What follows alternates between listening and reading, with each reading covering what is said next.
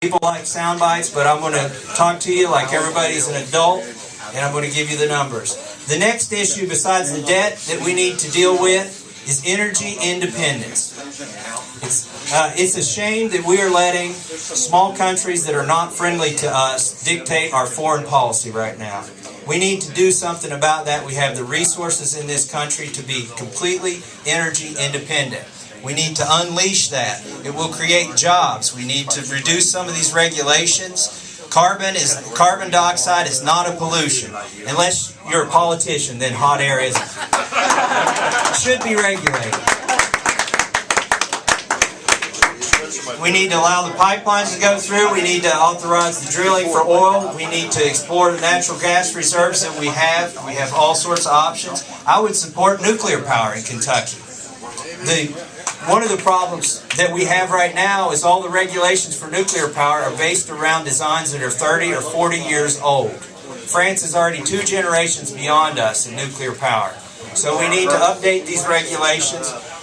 I'm telling you, the price of energy is included in everything we buy, including these greasy hamburgers here at Shakey's, and the beer that we're drinking. But it's included in the price of cars. And, you know, I farm, so I understand this. When I can go for 2 or 3 weeks without buying anything, but I have to go buy fuel for the farm. So everything is controlled by the price of energy. We solve that, we're going to unleash the power of our economy. The third issue that I've got is tax reform. We need to reform our tax code.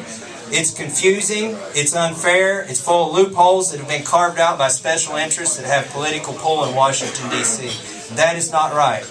I want to tell you a story about how our tax code is killing this country right now. I know a guy that immigrated into the United States when he was only 9 years old. The Shah was toppled in Iran. His family came to the United States. He went and got an electrical engineering degree. He invented a pulse oximetry sensor. Revolutionary design. If you've ever been in a hospital or known somebody that's been in a hospital, they clip these on the end of their finger to measure their oxygen level in their blood. Saves thousands of lives every year. This guy started a company on his own. He's got a sales force that's like 500 people large. I've known him for 15 years. We had the same investor. His investor in his company was the investor in my company. This is how I got to know him. Guess where he located his corporation, his headquarters, so that he could be competitive in a global market? Europe, Switzerland. He moved his headquarters to Switzerland. Now, his sales force is still here, and he's still here. And I don't blame him for doing that. That's capitalism. You play to win when you, play capitalism. He had to move his company to Europe. That's not the worst part of it. He's been profitable. He has done the right things in business. He's innovated. He has sold. He's gone out there. He's helped save lives. And with all this capital that he's raised, it's overseas. He wants to build factories. Guess where he can build them? He can build them anywhere in the world except for the United States. Because if he brings that capital back into the United States, he's going to take a penalty right off the top. And that's a shame. We have a tax code that is both forcing our companies out of the country, and it's also keeping them from bringing that capital back into the country. So tax reform is important for many, many different reasons. Now, you should only have 3 things when you're campaigning. Phil Moffitt had 4. Maybe if he lost. And he lost. So I'm real hesitant to tell you my 4th issue. but my 4th issue is pervasive. It covers everything with the federal government, everything that our government should and shouldn't be doing, and that is liberty. We are slowly losing our liberty in this country. With the liberal Supreme Court justice appointments, and with bad legislation, and with the bureaucrats that are writing our laws, and they shouldn't be writing the laws. It's slowly eroding away. I don't know if you saw, and I'm sure you did, you saw Obama's speech here today where he was making this consolation. He really stepped in it with this healthcare mandate that's saying that churches have to pay for birth control. And that's violating our constitutional rights. That's really just the tip of the iceberg if you think about it, though. Once they pass this health care bill, I mean, what's to keep them from coming in here and saying we can't have these loaded potatoes and you can't drink a beer? Because once they are paying for your health, then they have the argument that they control your body.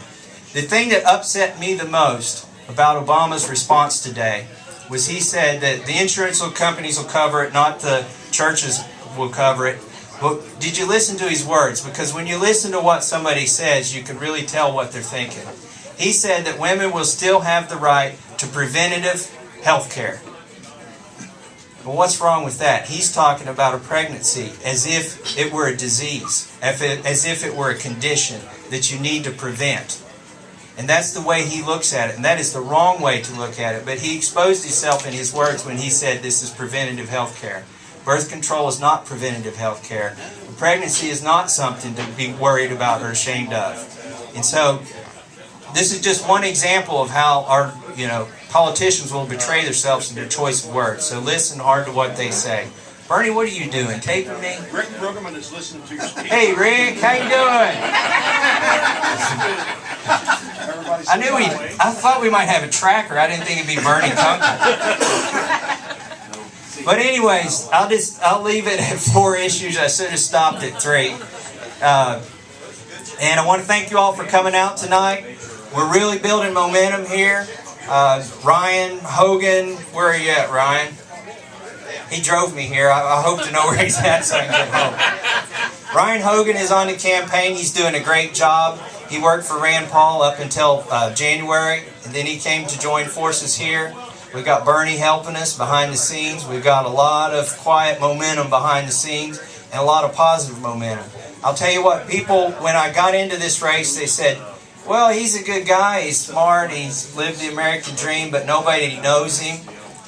Everybody I'm talking to now says, oh yeah, I've heard about you. So you guys are doing a good job of getting the word out there. Somebody is.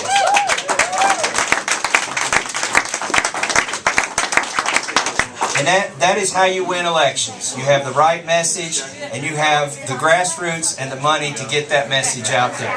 And that's what we've going right now. We've got the momentum in this race. We've gone around, and I've had 2 really busy days, and I'm looking forward to grabbing one of those beers in that cooler day. We worked 17 hours yesterday, and we're going to be putting in about 17 hours today, and that's how hard you got to work. But Ryan and I can't do this all by ourselves. We are looking to you all to help us. And I know that you are. We're going to have an excellent get out the vote phone system. Our company, I'm thinking like a business now. this company goes out of business on November 6th. Our campaign headquarters are going to be at the intersection of Shelby and Main, just about a mile from here.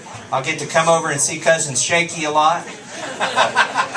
But we're going to have a phone bank over there. I hope you all turn out to help us make some phone calls. We're going to try and set up a phone system very similar to what Kenny Brown had, and you see how that worked for him. We're going to also use a phone from home system where folks, if they can't make it here, anybody in the 24 counties in the 4th District can make phone calls for us.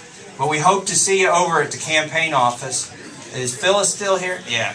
Are we still on schedule for the 18th?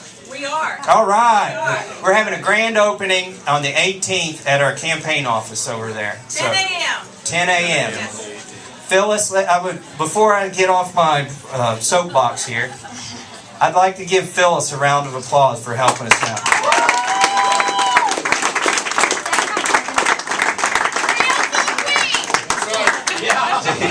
She hasn't given me an expense report yet, so I don't know what she's doing, but she's doing something right. We're going to pay the bills. So.